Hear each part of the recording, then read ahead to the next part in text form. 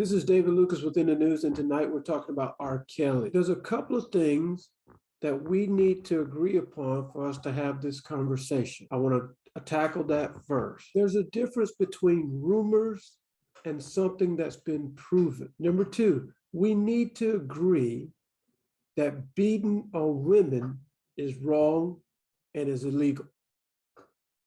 We need to agree that having sex with minors is illegal. We need to agree that sex trafficking is illegal.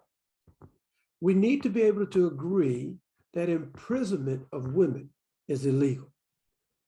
We need to be able to agree also that sexual assault is illegal.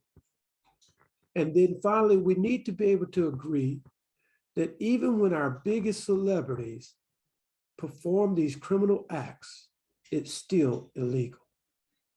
Why do I say that? I say that because we might have differences of opinions of what's considered illegal in a particular state and what we consider flexible in the law, okay? What do I mean by that? Some people smoke marijuana.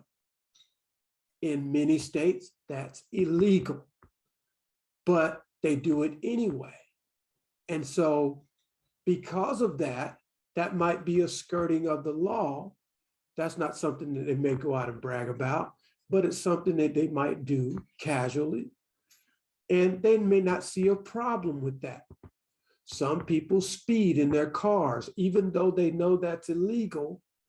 If they find that they can get away with it, they don't have a problem with it. But what we have to come to grips with is the man that we see on stage or the man that we see on television may not be the same man behind closed doors.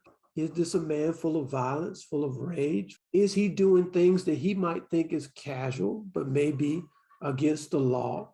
In our community, do we accept things that are against the law? Well, in every community, people accept things that are against the law. But to have this conversation tonight, I'd like you to be able to come to the table with the understanding that molesting children is illegal, because that's what's the case in the situation with R. Kelly. Now, R. Kelly has been under suspicion and allegation for 20 plus years. And for years, people have ignored it or accepted that this was just a part of his lifestyle. The part that we didn't know is how many people, how many women, how many children that R. Kelly has harmed. And this isn't a rumor. These things have been proven. And we've seen vividly now, over and over again, that these things can and do happen.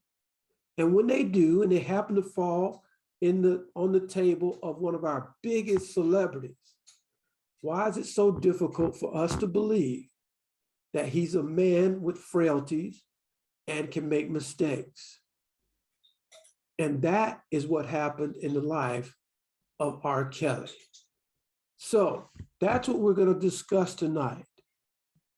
So federal charges were brought against R. Kelly in New York and Chicago, accusing him of forcing women and young girls to engage in illegal sexual activity.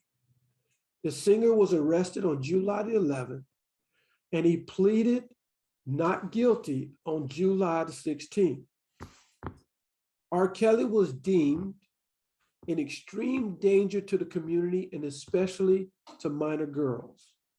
Recently, in a court case that took over 6 weeks, R. Kelly had 11 accusers, 9 women and 2 men. With over 2 days of deliberation, the jury found R. Kelly guilty on 9 counts that he was facing. Sentencing will be on May 4th, which will determine whether R. Kelly will spend the remainder of his life behind bars. 20 years, R. Kelly has been able to skirt the system and avoid prison. Several things, I believe, happened in this scenario that brought down the icon R. Kelly. Now, R. Kelly is a very charming man, a very attractive man. He has a flair and he has talent. And so he's been able to convince everyone that the women who came against him time and time again over the last 20 years were all lying. They were all out to get him. He was the victim. But this time it didn't work in his favor. And that's because of a show that came out called Surviving R. Kelly. Lifetime produced a show. It wasn't about the court cases. It wasn't about the battles with R. Kelly. It was about the victims themselves. And this documentary, this 6-part documentary, displayed all of the women who were willing to come forward, either in secrecy or expose themselves to the public. They were able to tell their story of what happened between them in their isolated incidents with R. Kelly. Some of the singers and performers and other people who were in R. Kelly's circle also got a chance to speak about things that they saw that they thought were odd about R. Kelly. And after doing that, all of America watched this series and thought, what is going on in the R. Kelly camp? Not long after that, I believe R. Kelly did one of the worst things he could have possibly done. He went on public TV to tell his case to Gayle King. And we're going to get into that in a moment. But first, after this documentary, people like John Legend and others got involved. So this was part one of bringing R. Kelly down. John Legend and others decided they wanted to mute R. Kelly, meaning they didn't want his music to be played on the sound waves. And what that means is, if they could stop his music, they could stop his money. And that was the first tier of his downfall. After that, many protests online and in person of R. Kelly's concerts and things like this, they were able to stop many of his concerts around the country and around the world. And in doing so, they were also able to get R. Kelly off of Sony Music's platform, off of Spotify's platform, and off of Apple's platform. This was a huge hit to R. Kelly. And I think he felt the need to go on television and make a plea to his fans. But this didn't turn out the way R. Kelly had planned. R. Kelly decided to go on television on ABC and on This Morning with Gayle King. And I believe this was on March 6th, and it aired. And at first, the interview was going like a normal interview. Of course, she was asking question after question after question. And R. Kelly would sit there and deny and defend, deny and defend. Gayle kept her poise, and she peeled away layer after layer, asking those questions of R. Kelly.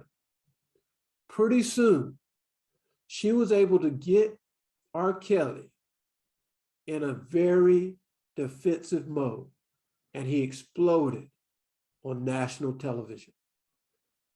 This interview was so impactful that it went all over the world. Everybody wanted to see R. Kelly on TV, losing his temper, fighting on television, looking as though he was going to attack the interviewer. Now, Gayle says she didn't feel threatened in any kind of way. She felt he was very passionate about what he was trying to say, what he was trying to convey. But something happened in that exchange. Now, I don't know if it was guilt. I don't know if he was just overwhelmed. But R. Kelly appeared to be angered and unhinged. And I think this was his desperate attempt. I think this was his last best effort. He was drowning. And I think he was trying his best to stay afloat. And I think at this point, his raft was going under. At that point, he was desperate. He was angry. And that's the way it came off. Soon after that, R. Kelly was arrested again. This time it was about child support and some other things. And that happened just before his court case battle and everything took place. And so this was the final straw for R. Kelly. And that show I mentioned before, Surviving R. Kelly, his ex-wife told this horrendous story about all the things that R. Kelly had done to her, how he physically abused her, how he tied her up and laid her down beside the bed on the floor, made her sleep on the floor.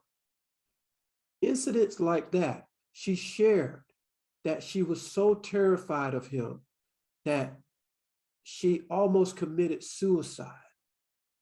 And it was her children that saved her.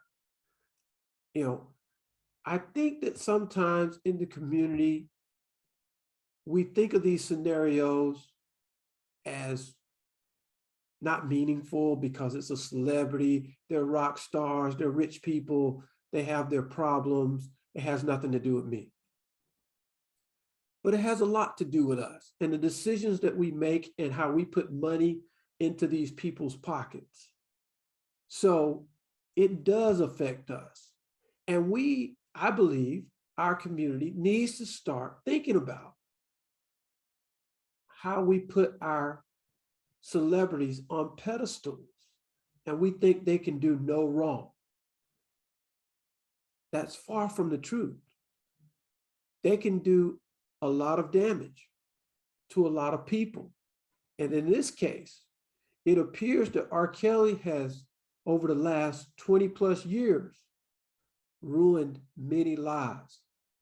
There were stories that I read about R. Kelly to where there was an intern, a radio intern. He offered to let her come interview him. She went to meet with him.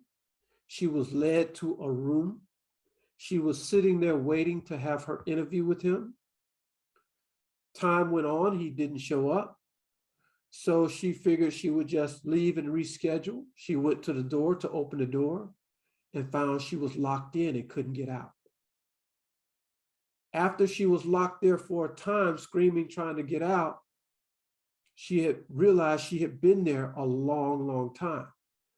Over this time, she was not given food or water. She started passing out, like going in and out of consciousness. She was basically put in a prison cell and left there until she passed out. When she awakened, R. Kelly was standing over her, putting his clothes back on, and he had raped her. There are hundreds of stories like this one that got dismissed, got paid off, got thrown out, have either run out of time and can't be taken to courts. So there's a lot of information there, but we dismissed it over time, or it got, like I said, it got thrown out and it was never talked about. But if you go back and watch these documentaries, which I encourage you to do, especially if you're an R. Kelly fan, I want you to try to look at those documentaries with an open mind and see all the things that people have had happen to them, unfortunately, at the hands of R. Kelly. So for me personally, just from my perspective, I am an R. Kelly fan. I loved his music. And I tried to separate his acts from his music. I later realized you can't separate what he does from how he carries himself.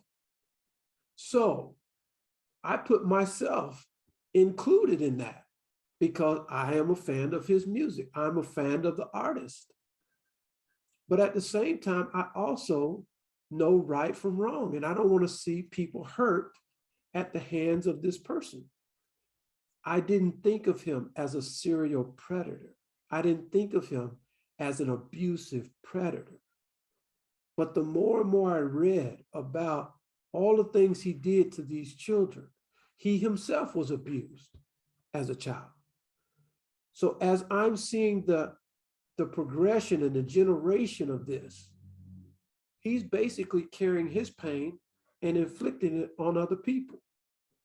So I'm seeing this unfold, and it's happened for over 20 years.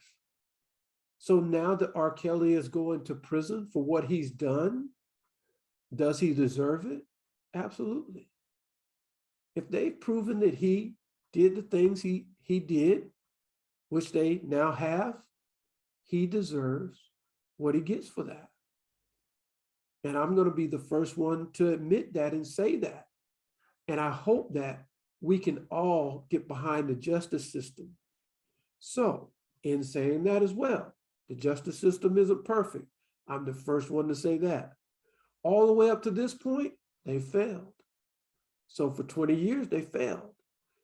But this time, they finally did it right. So the final thing I think that they did right is they didn't go after R. Kelly with a normal rape charge or child molestation charge. They used sex trafficking, and they looked at him like they would look at a mob boss, criminal organization. And rightfully so, because there were people involved in R. Kelly's camp that would recruit young girls before their concerts and invite them to travel with the artists. So they were taking women from place to place and young girls, underage girls, from place to place. All of this was part of R. Kelly's scheme. And his celebrity blinded us to the fact of all that he was doing. But the question comes to mind to me, and when I ask this question, I'm also asking it of myself. So I want you to hear this question very clearly, and that is, if these allegations were coming towards anyone else, the sexual abuse, the control, the cult-like nature of how he was using and abusing women and all that, if all of this came about from not someone that's a huge celebrity, would I have dismissed this? Would I have dismissed all of these accusations over the last 20 years if it was coming from a normal person? I would have probably been one of the ones pushing harder to get to the facts and probably pushing harder to get to the bottom of what was going on. I don't think I would have dismissed it. So my point is, I think that we need to look at how we treat our celebrities, how we put them on a pedestal, how we say they're more important than everyone else. And we don't judge fairly when it comes to their personal lives and things that's going on in their life. We dismiss it as fable, as unimportant. So I want to present this question to you, and that is, how do you view celebrities? Are celebrities regular folk with frailties and flaws, or are celebrities, bigger than life? And if they are bigger than life, in what way? What did you think about the R. Kelly situation? Now, I've confessed to you how I feel about R. Kelly's music. I think he was one of the most talented musicians of our age, or producers of our age, of our time. That part of his life, of course, we love, but you can't separate that part from all of the parts that you might not like, okay?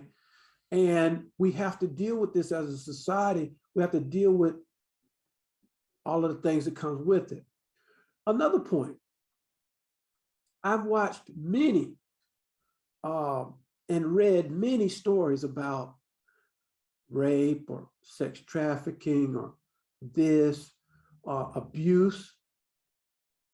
But this time, the attorneys, the prosecutors, they used the law that we're not as familiar with as many cases have gone by. A lot of these people get away, as R. Kelly had once gotten away on several cases and several attacks on him about these kinds of things.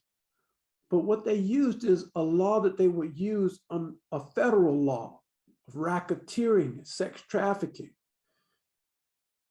And that law allows the attorneys to come in and use other evidence that they ordinarily wouldn't be able to use in a case like this.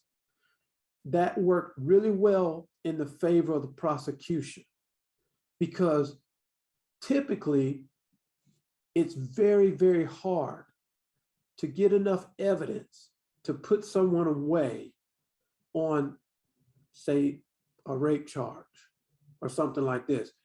I don't make the rules, that's what it is.